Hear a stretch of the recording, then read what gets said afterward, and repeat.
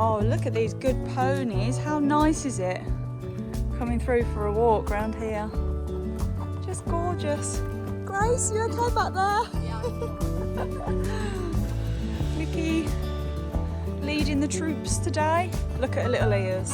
Look at those happy ears. She loves coming to these places. Good morning, guys. And welcome back to another vlog. What is my hair doing? I have no idea. I've actually put on a kind of more of an autumnal jumper this morning. It's actually a little bit chilly. I went on a very, very early morning ride with Flicka, which was actually so lovely. Sometimes I really like just going out on my own with her and just taking it all in, you know? And that was really nice. But anyway, I am home now, and today I actually have a really cool day ahead. So I am heading to Burghley House for the Burghley Horse Trials press day.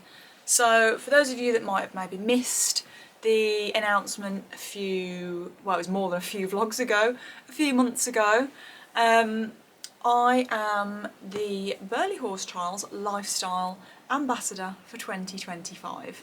Sorry guys, I just had to quickly change my battery because evidently I start vlogs now with dead batteries, so sorry about that. But yes, I am the Lifestyle Ambassador for Burghley Horse Trials this year, which is just, even to just be asked is such a massive honour, and yeah, definitely like a career highlight for me. It's just amazing, like to actually be able to blend what I do. Obviously I'm very passionate about what I do for work. Just going to lower you a little bit. In terms of, you know, fashion content and lifestyle content, I love doing it. The fact I get to call this my job is amazing. But when I get to blend the two things together, that is my passion for horses and horse riding and all things equestrian with this world as well, that's when like you truly like hit the nail on the head. Like you've nailed life then, haven't you? And it's honestly, this is one of the most exciting things for me I think I've ever done career-wise, and I'm just really excited about it. So yeah, we're heading to Burghley House today for the press day. So we'll be talking to riders, looking at the a few little sneak peeks of the course, and just hearing about what this year's event is going to look like. I do have to interview a rider, so I need to get my interview head on, which really puts me out of my comfort zone. I feel like maybe people would assume, because I talk to a camera and obviously have an air of kind of familiarity and confidence with a camera, that it would just automatically translate into things like this, interviewing people, and it doesn't. It's a whole other set of skills, and it's not something that comes naturally to me at all. So I'm hoping I'm okay, and you know, it's just sometimes life is about pushing yourself out of your comfort zone, isn't it? And actually this is something that I think is actually really good for me as well. So I'm really excited about that. But just as a heads up for Burghley Horse Trials, so just as a heads up for this year for the horse trials, this year it runs from the 4th of September to the 7th of September, and I'm going to be there across all of the days. And yeah, so if you are around and you want to come and say hi, please do come and say hello. Please don't think at these kind of events that you are in any way bothering me. If you're there, if you want to come and say hello, please do bother me. Honestly, I love when people come and say hello and tell me that they follow me. It's lovely. But so the days I'm also there the day before for the tea and trot up, but that's not so much a day of eventing, so to speak. But on the Thursday, which is the 4th, which is a dressage day, I will be there. I think I'm doing some bits with Defender, who sponsor Burghley, that day, but I will be around and I'll be watching the dressage and I'll be going around the shops. I love the shopping at Burghley. So if you do see me, come and say hello. on the Friday is second dressage day, and I'll also be doing a talk on the insights stage. So again, very nervy, but do come along and support and say hello and give me a reassuring hug because that's a bit of a nerve-wracking one. And then Saturday is my favourite day. That is the iconic cross-country day. The day when all the like adrenaline and just the best day. I love it, and I'll also be doing a talk on the insight stage on the Saturday as well. So if you are coming that day, then do come over and say hello. And I will be walking around the cross-country course and watching all the action. So yeah, it's going to be a really fun few days, and a tiring few days, but well worth it. And as I said, there's lots of other things going on that definitely will be pushing me outside my comfort zone. I will be speaking on Burghley TV, so if you haven't already got your Burghley TV subscription, if you can't make the event, you want to watch it, subscribe to Burghley TV. And then not only will we be able to watch all of the action across the sort of 4 days, you will also get to see me on Burghley TV. So very exciting. But anyway, I am going to get ready because I need to head off to Burghley. Do you know what's really nice about going to Burghley? I know I've been whinging the last few days about how much driving I've had to do. I worked out over the last few days, I've driven a minimum of like 6 hours every single day. It's been a lot of driving. The one thing I love about Burghley is that it's not a long drive, it's under an hour for me. That is absolute heaven. It's heaven. So I'm going to go and get ready. And then I also am popping down to the Holland Cooper showroom. So I'm wearing for the, I think it's going to be for the tea and the trot up day. I'm going to wear a Holland Cooper outfit, and basically I'm going down to try on some looks and see what I want to wear, and other things as well going on down there, because I'm also having something bespoke made, not for Burghley, for something else, but I'll tell you more about that another time. But anyway, I'm going to get ready, I'm going to jump in the car, and yeah, let's go and have a fun day at Burghley. Hello guys, I have arrived at Burghley. Every time I come here, it honestly just takes my breath away. I forget just how gorgeous this place is, especially on a day like today. The sun is shining, it's absolutely stunning. We're about to go into the orangery to have some breakfast and hear from a couple of the riders and have a bit of a welcome, and then I will be sat down interviewing one of the riders that will be competing this year, which is actually really exciting because it's kind of a bit of a friend of mine. I used to have my horse based with him, and I've trained with Flicka with him, so we know each other already, which is really nice. It's always a little bit more settling when you get to sit and have a chat with someone that you kind of already know. So I'm going to put my presenting head on for that, so wish me luck. And then I think we're going to go and have a little look around the course and yeah, just hear a little bit more about Burghley this year. But it's just gorgeous, it's so lovely here. So I am finally here at Burghley after some slightly iffy travel, but I am sat down with the absolute legend that is Simon Grieve. Now Simon is an international event rider. He has been eventing and been on the scene for many years, not too many years, so we don't want to give away your age. Quite a long time now. Many, for a 22-year-old, you've done a lot, haven't you really? But now, honestly, when I say Simon does it all, we are talking coaching. I've seen you've done some judging recently as well. Yeah. And I've also seen he climbs mountains in his spare time. There is nothing that this guy does not do. As well as wrapping up, is it 18 5-star events you've done now? Yes. Yeah, I have 18. So this will be my 19th. Your 19th. Yeah. So Simon will be competing here next month on the legend that is Autograph, although affectionately known as Buster. Yeah. And he's quite the little pocket rocket, isn't he? He's quite a small event horse. How big is he? He'd be 16-1. 16-1. Yeah. So he's not big, and he's quite slight. So I am on a bit of a diet at the moment, just to make sure that I'm as lean as I can be. So you're both small and mighty on the day. Yeah, exactly. So, now. yeah. I have actually had the pleasure of already meeting and also having a few training sessions with Simon as well. Now, with everything that you do under your belt, if I hadn't have known you before, I probably would have said that you were AI, because I don't know how you fit all of this into your day.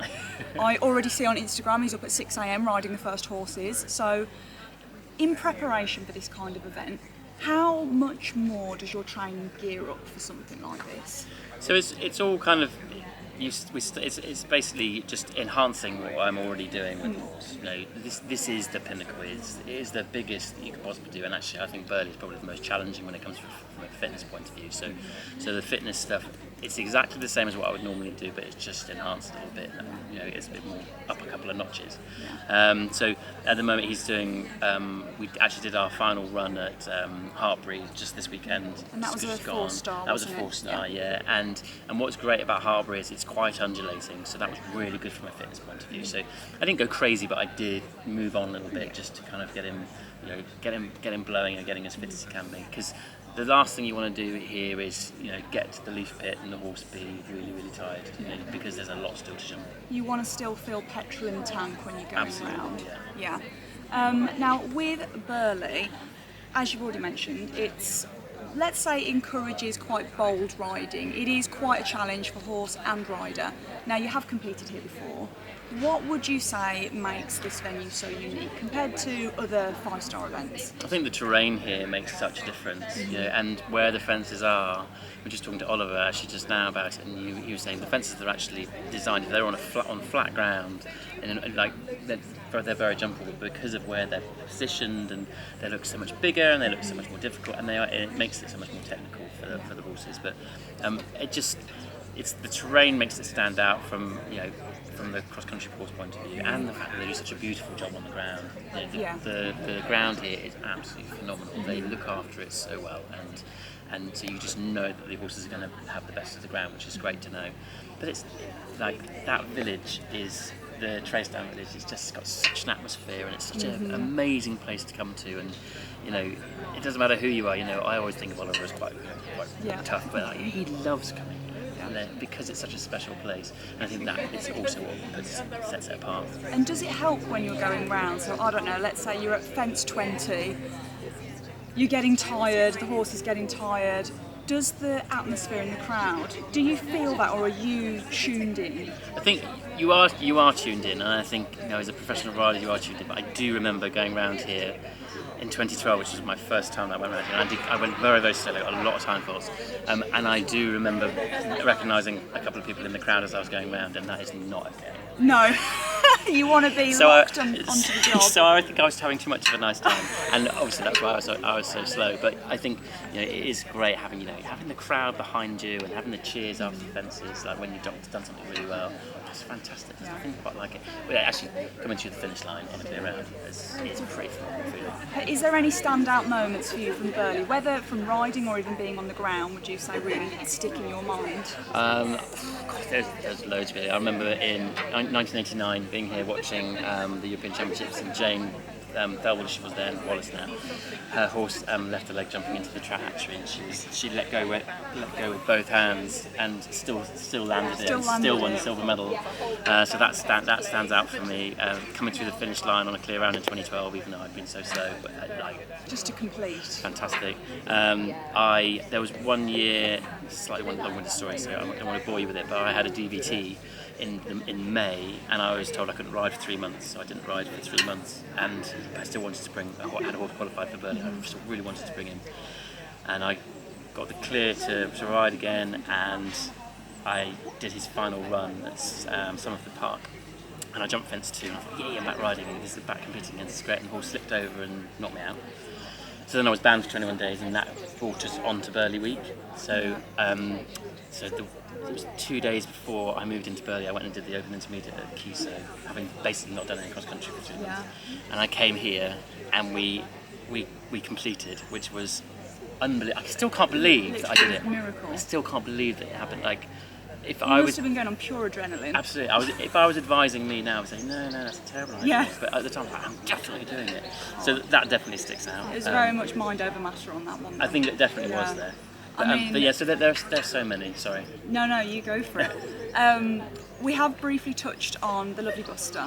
So, as a 5-star rider, what would you say makes a difference between a good event horse and a great one, capable of going around the likes of Burghley. It's all about mentality. They've got to have the willing. Yeah, and creating a bond and a partnership. Like this horse, like he came to me, he'd done novices, and he was actually already very confident of himself, and that's what sets him apart. I mean, I don't know how he's going to go. Hopefully he's going to go really well. I'm pretty sure he will. I've got, I have every faith in him. But he takes confidence from me. I take confidence from him. Yeah. And that's what it's about. It's about confidence and them being totally sure of themselves. I had a horse that I took round here 4 times, and he was produced very, very slowly. He did about 1 million 90s and then did about 1 million B100s, and then from there he just flew, because he just knew what he was doing, and he never had anything go wrong. Yeah. So he was totally confident. Yeah. And this horse is really confident, so I'm excited. Amazing. Well, I will be there on the day cheering you on. I won't cheer too loudly. No, so do. I know Lots if you of spot cheering is me, good. you're not concentrating. So I'm really excited. Oh God, Alex, hi. I know. How are you? It's lovely weather. Could you imagine going through the water? It's lovely, isn't it? Don't joke. We won't Don't be doing joke. that. Okay, we won't be doing that. But we will be cheering Simon on the day. Now I do have one last question for you, because I know you are always here, there and everywhere in horse boxes, travelling around, whether it's show jumping, whether it's eventing. If I was to go into your horse box right now, what's the most unexpected thing that I'm finding there? Oh God, what's the most unexpected thing we find in there? That's a good question. Probably the little, oh God. What's going to come out of his mouth? Lots of pairs of underpants, basically. Clean? Yeah, A well, mix. hopefully.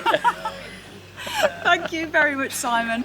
Now, I will obviously be filming everything on the day, but if you are going, be sure to give Simon a shout. He's riding autograph, and yeah, good luck. Thank you. And as I said, I'll be cheering you on the day. But thank you for chatting with me. No worries, thank you. Thank you. Just having a little stroll around the garden in the orangery. Also, guys, if you are local, it's only in Stamford in Lincolnshire. You can just come here as a visitor and come and have a look around the gardens. There's a restaurant here. You could have an afternoon tea here. This is just the orangery. There is also another, there's like the shop here and everything, but the Burghley grounds are just absolutely stunning. It is honestly just spectacular here, so I highly recommend a visit if you are ever up here. And Stamford also is a gorgeous, gorgeous village. Lots of lovely shops and things. But anyway, I'm about to head inside and have some breakfast. So we've just come into the Great Hall at Burghley. It is absolutely stunning, and we've just been told about so the people that live here actually use this room. This used to be a room for having banquets in. The royals have been here, and they actually use it in the winter when the house isn't open to the public. They play games of badminton in here, which is quite frankly hilarious. Such a grand room. Imagine running around in your socks after a shuttlecock in here. It's absolutely stunning. Look at this with the stained glass. So beautiful. And then you've got this gorgeous, huge, big fireplace over here as well. But I think we're about to head outside now, and I think we're going to head into the Defenders and head out onto course.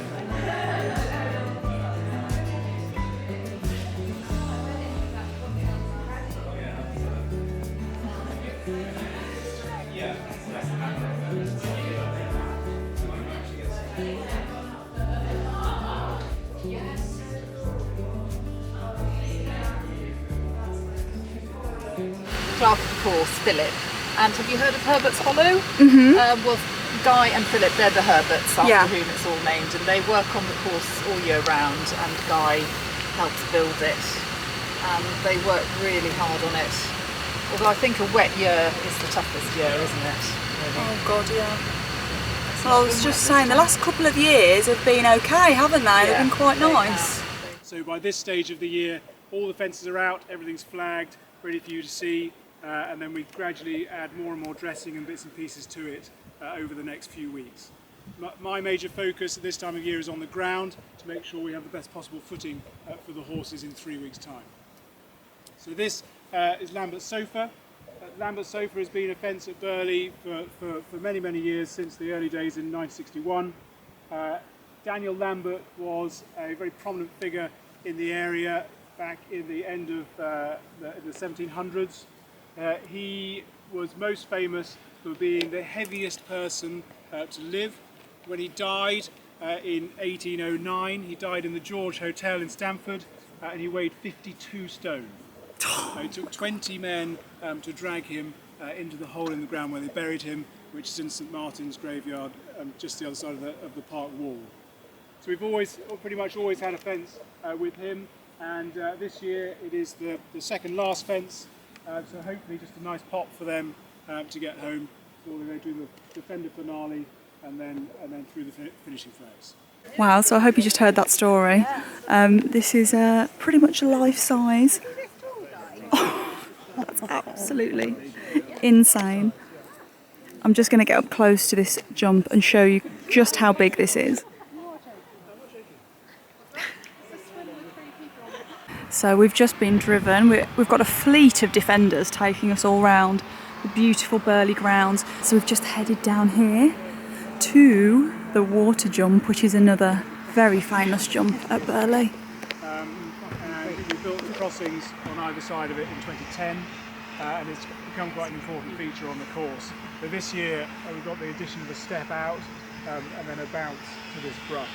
And I think I said to Derek this morning, I think he could just pick up quite a few lots of 20 penalties here, just with a horse that's very fresh and still pulling. It just jumps up the step a little bit big. I think we'll get maybe 3 or 4 run-outs here this year. But they have, if they don't feel like doing that, they've got the alternative of jumping up the step on the right-hand side and then doing these 2 brushes. But you're going to add 20 or 30 seconds to your time if you do that. So there's going to have a big influence on the competition on your choice at this point. So this is going to be quite the challenge. You can just see the red flag of another fence there. So the horses will have to come through here, through the water, up this rather large step. And then this is what they're faced with, this big upright brush fence on an angle. As you can see, there's another fence straight out in front. So this is really technical for horse and rider, because as they step up here, you've got another fence in line. So a bit of a horse confusing fence this is, because the horse might think, are we going here? Is this mine? So the gentleman was just saying that this might encourage a few horses to run around this and make a mistake, which is not good. However, I'm sure the people competing here will handle this beautifully. But yeah, quite a challenging one. But this year, because we're coming from over there, it does make it slightly harder to ask a question. So the first fence they're doing here is the house over there. They're coming through the bottom pool, and then they've got various choices all the way through as to what they do to get from here over that triple brush and then over this one.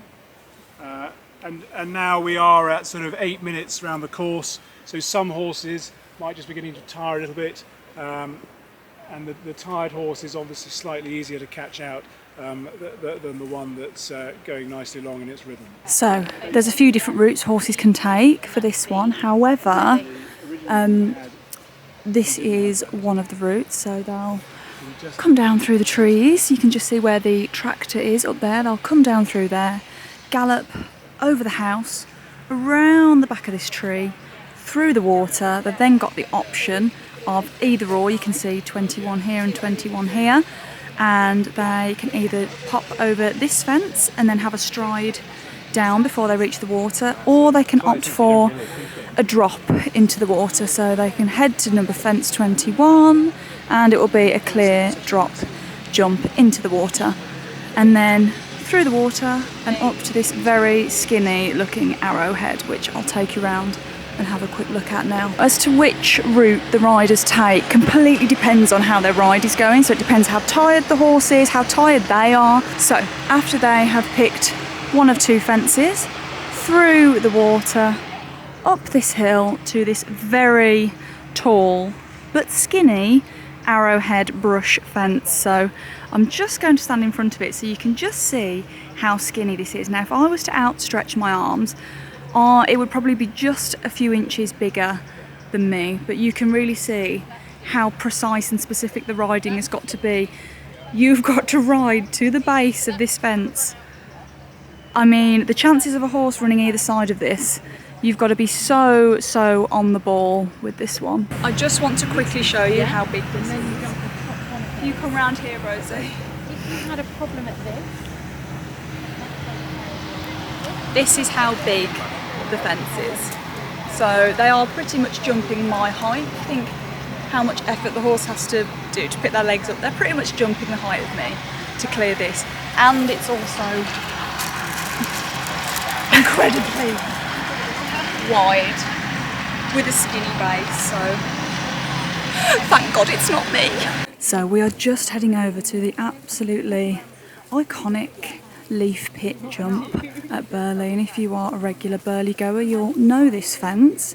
Very, very famous. It's always heaving with people trying to get a glimpse of riders going through this fence, so it's nice being able to come and see it up close.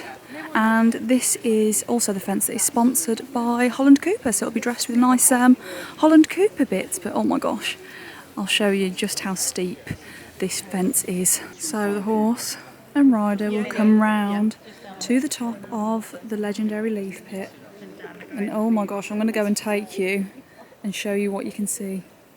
Does this even show how high up I am? And then they will come and do the drop, jump down, and then I'll head to the C element of the fence, which is just this little skinny fence here. So yeah, this is quite scary, I will say. I will probably be standing behind the tape somewhere there, watching from the ground with a glass of fizz. I would not want to be jumping this. So you can see Alex up there now. She's a little speck. This fence is unbelievably steep.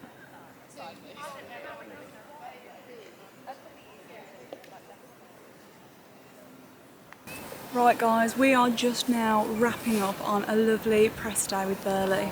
Standing in front of the beautiful Burghley House, which will be the backdrop for the Burghley Horse Trials. So I will pop a link in the description box for those of you that want to get tickets, come along, support on the day. I will be there every day, so come along and say hello. I will also be speaking on the Insight stage on the Friday and the Saturday. So yeah, make sure you come and say hello, but I'm going to leave you with this gorgeous backdrop and I'm going to head home. So I have just arrived at the Holland Cooper atelier, and keeping the glasses on, they're keeping the old migraines away after this driving today. So I feel like I'm looking very very profesh for our meeting. But I've already told you what I'm down here to do, but I've got a really exciting rail of clothes behind me. We've got a little short list of potential looks for Wednesday's tea and trot up. Probably the day I currently am most nervous about, because as I've already mentioned, I'm going to be speaking on Burghley TV, interviewing people and chatting about all things fashion. So who better to wear than Holland Cooper for the fashion day of Burghley? So I'm going to have a little peruse, is that the right word? Peruse, not permuse. Peruse through this rail, and yeah, let me know what you think. Looking at the rail behind me, what colours you think I'm going to be going for? So Alex, we've put some looks together here for you. We think the weather's going to be warm, so we've gone for some linen blends. And we've gone for some layered looks, so you can layer up or layer down depending on how warm it is on the day. So we started off with something lovely, oyster linen. So we've done our lovely Knightsbridge jacket, which is really, really nice, isn't it? And that lovely oyster linen. And that comes with really nice high-waisted straight leg trousers. So you feel cool just looking at those two pieces, don't you? Yeah. Really, really nice. I am in my bridal era at the moment, so even more perfect, going in all white. It's all in keeping. Yeah, I always like to give you options. So we've looked at the Knightsbridge blazer, so the one that's slightly shorter and very fitted. I love that. Which is really lovely, very sharp when it's on. Or you could go for something that's more long line, that's a double-breasted, so that's just cut a little bit more relaxed and gives you that nice sort of little edgy feel with the wide leg trousers. So a really nice option. I feel more drawn to the fitted short one. Yes. This look. Yeah. I really love that.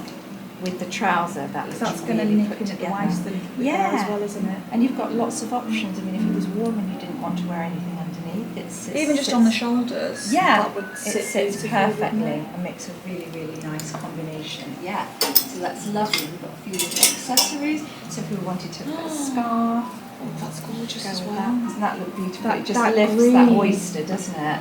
and brings Oh, in some wow. green and gold and a little bit of navy. So you could wear that in your hair, or you could do it around your neck. Lots of options for that. What you could even wear is a little silk belt across the top of the trousers.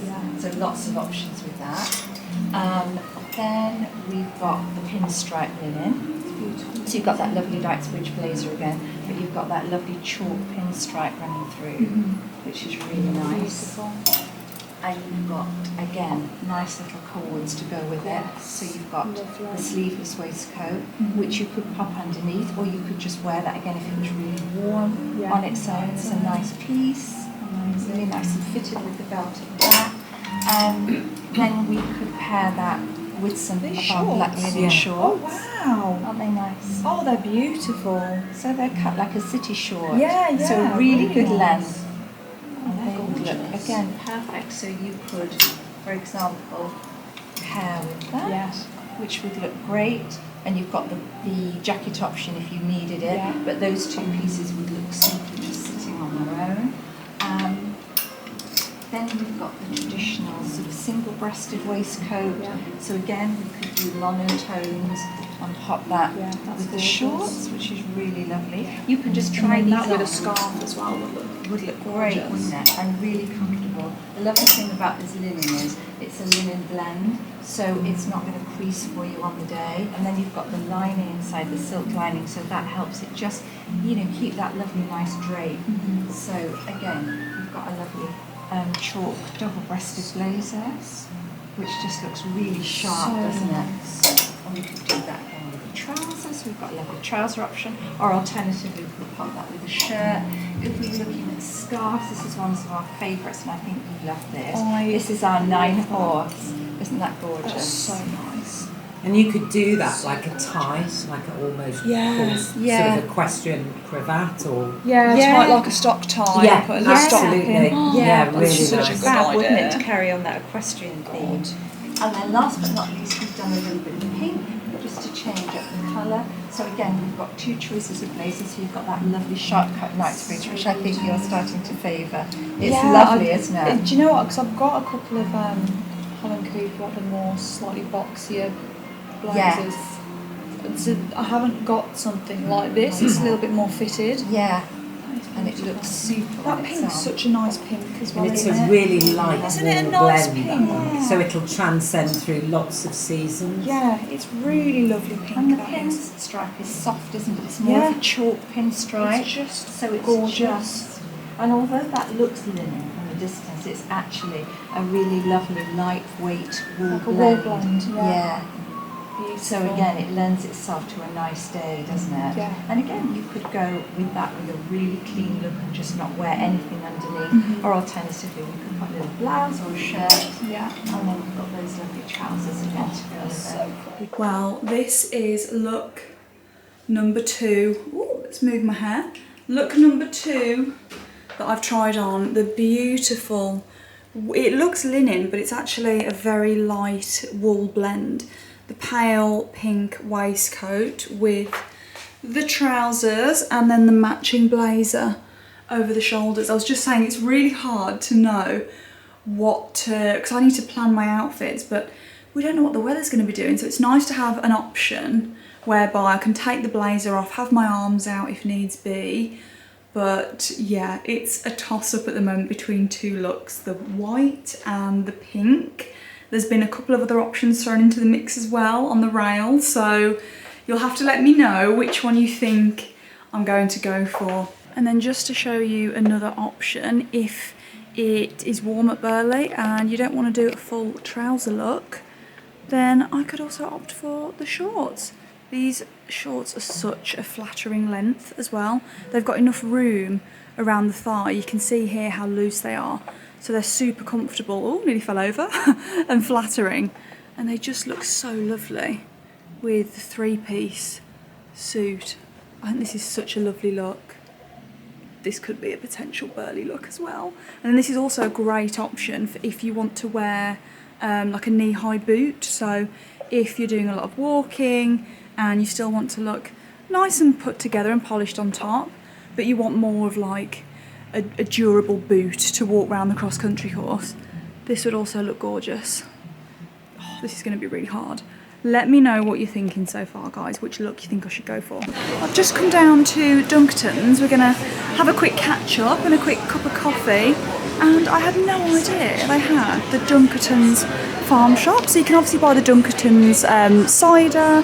They also have a boulangerie in here.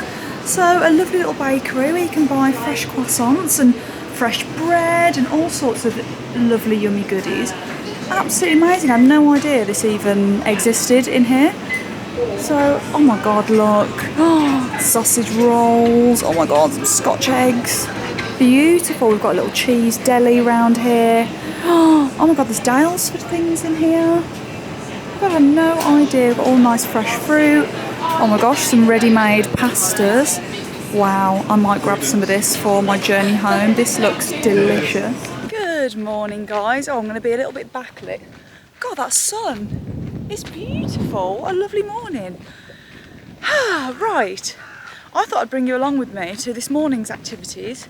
It's a little bit different, so I thought I'd show you a little bit of the other side of the... God, I look really tired on this camera. I thought I looked quite awake this morning, obviously not. I thought I'd show you a little bit of the other side of things that goes into the upkeep and the care of horses. Or I'd say particularly horses that are maybe competing or, you know, that sort of thing, doing sort of medium to higher level of work. I thought I'd show you some of the other things that goes into it, because there's a lot more than just coming and grooming our pretty ponies and going out on nice rides. There's a lot of stuff that goes into it, and with the hunting season fast approaching for autumn winter, I'll preface that for any new watchers that recoil in horror at me saying that. I'm going to link a video in the description box, because when I say hunting, I don't mean literally hunting for animals. So go and watch that. It's called clean boot hunting, what we do, but we just refer to it as hunting because it's just easier than saying clean boot hunting every single time.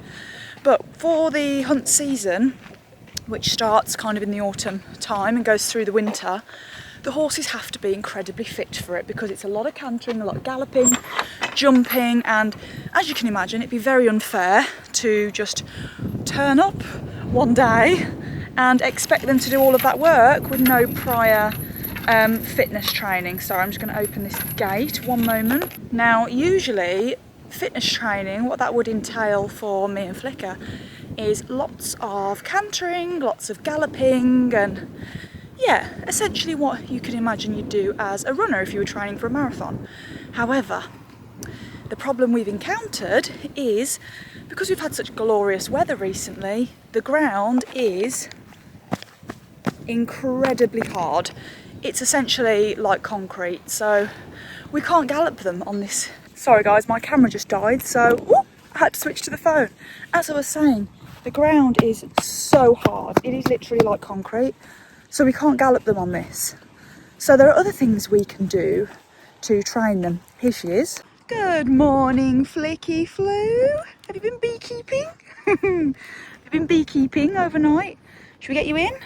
Here we go, get Miss Flicky Flu in. So we can take them galloping to a track, like where you take racehorses to train on a nice sandy surface.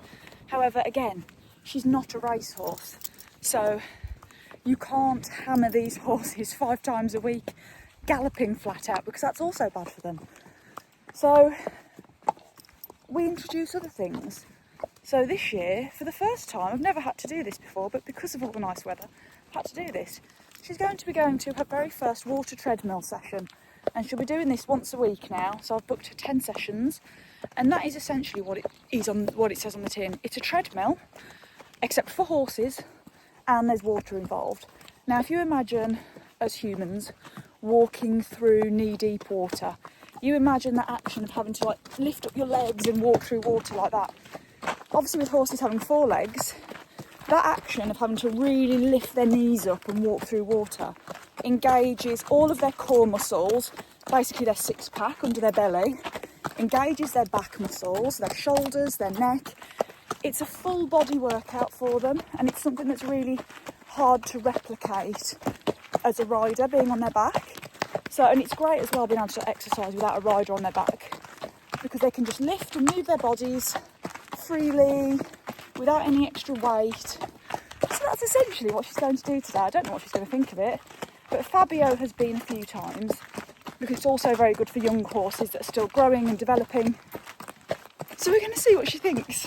They're always a bit sketchy when they first go on. They're a bit suspicious of it, but they're usually all right once they're on.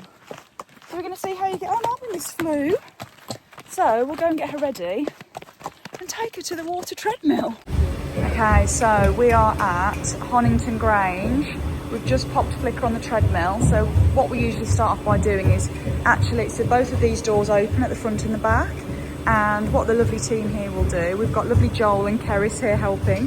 They will walk her through and kind of keep leading around so that she gets used to actually walking on the kind of surface of the treadmill, and she gets used to being, obviously you can see, it's a bit of an enclosed area. So she was walked through there a few times, and then they pop her on, shut her in, and then they stand on the bridge next to her.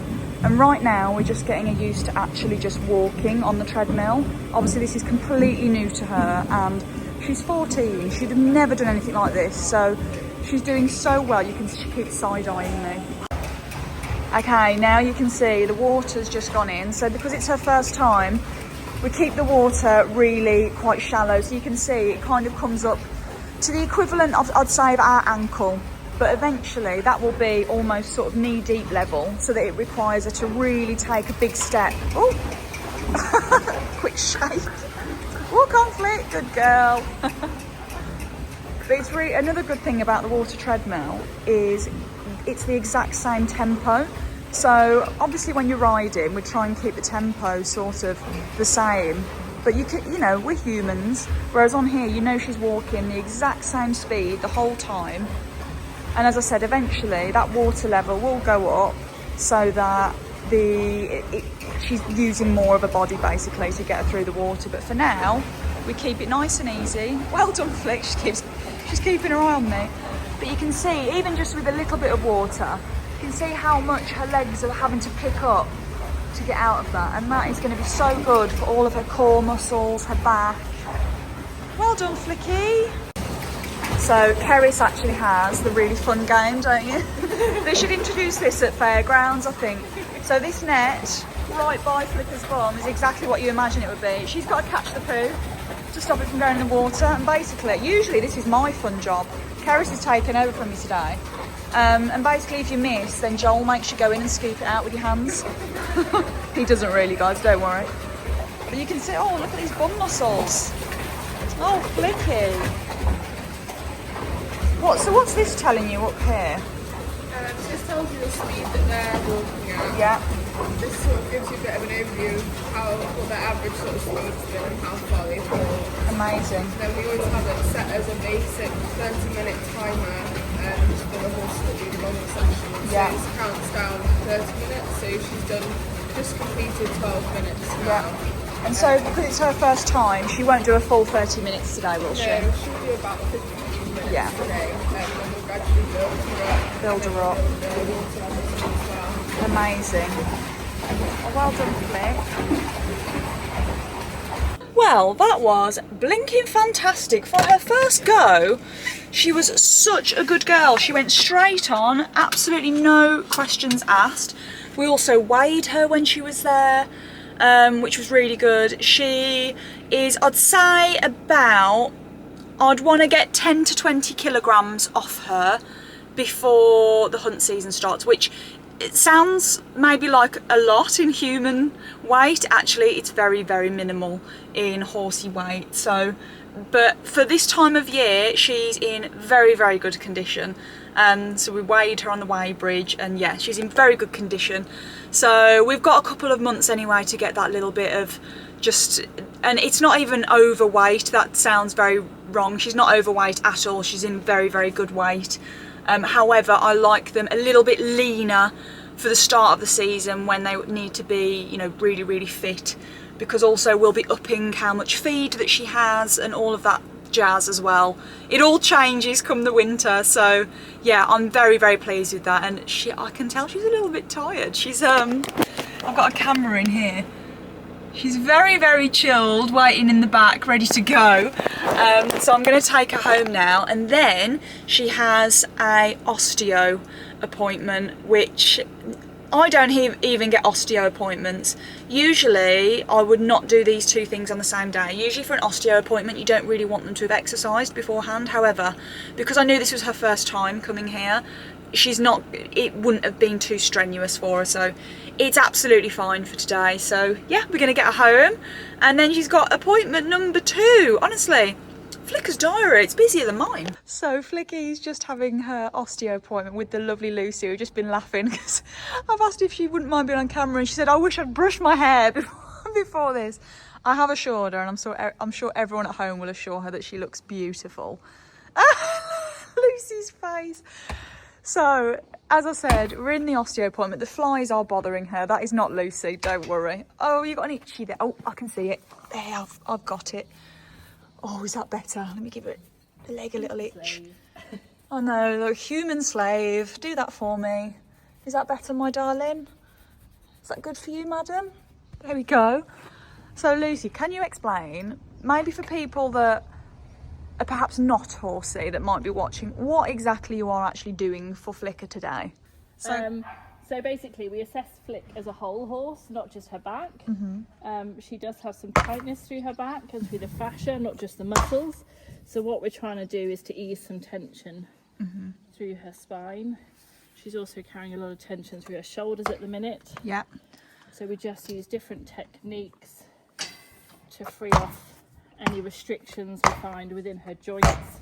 So Lucy was just saying she's felt a little bit tight through her back and in her shoulders, which, to be fair, I was kind of expecting. As you guys know that watch, Flicky had a bit of time off earlier in the year, and because she was sore on her front feet, what horses tend to do, obviously you can see how big and heavy they are. If they're sore in one part of their body, what happens is they tend to compensate in another part of their body. So where she was trying to not put any weight down on here, she's probably held a lot of tension and a lot of soreness up here in the shoulders. So Lucy's basically working on her body today to relieve that tension, and she'll use a number of different techniques, and basically we'll only address the problems that need fixing. Basically we're just working, every horse is individual, and every horse will have their little aches, their pains and their sore spots. So today that is Flicka's, but I know before when Lucy's come here, she's held a bit of tension sometimes in the ribs. She's also had some tension in her sternum down here, which feels quite nice today, doesn't it? You're not reacting. But yeah, so this is part of Flicka's very high maintenance routine. She wouldn't have it any other way, would you, darling? Yeah, like to keep me busy. She's a chestnut mare. She is a chestnut mare. She's like a mother. You're a diva, aren't you? You are a diva. And how often would you say, Lucy, so I do have horsey followers, how often would you say a treatment like this would be? I think it depends. If we've got a happy hacker that doesn't have any underlying pathology or clinical conditions that we're trying to rehabilitate, I often recommend once every 3 months. Yeah. But that also depends whether we're working with other paraprofessionals such as chiropractors or physiotherapists. And obviously, depending on the clinical condition that we're working with and the vet approval that we've got, it may be more often than that and more appropriate to see the horse more frequently. So it's all very individualised, isn't it? It's all tailored for the horse. Oh, and this is a very good sign. So you'll see Flicka doing lots of yawns and lots of big sighs, and that's just a sign that all the tension is being released. So we want them to be yawning and licking and chewing, and which is exactly what she's doing. She's a very good sign. You can see how relaxed she is. She's really enjoying this. Is it nice? She has been dozing off a minute ago. I think you're going to doze off again. Have a little snoozy.